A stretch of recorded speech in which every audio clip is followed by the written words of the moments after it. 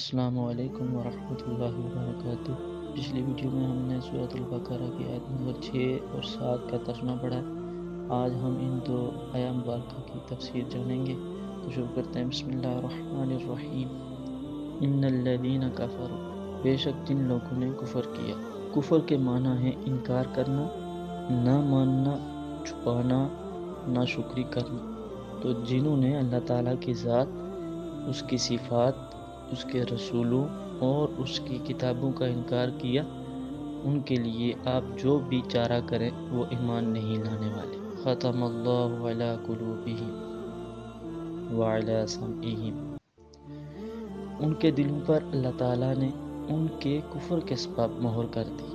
ایسا نہیں کہ اللہ تعالیٰ نے مہر لگا دی اس لیے وہ ایمان نہیں لاتے، بلکہ انہوں نے کفر کیا تب اللہ تعالیٰ نے مہر لگا دی۔ وَعَلَىٰ أَبْصَارِهِمْ غِشَاوَةٌ، ظاہری طور پر ان کے کان اور آنکھیں کوئی بند نہیں کر دی گئی، بلکہ ان کی ہٹ درمی کی وجہ سے روحانی طور پر پردہ ہے کہ کان آنکھیں ہوتے ہوئے بھی ان سے فائدہ حاصل نہیں کر سکتے۔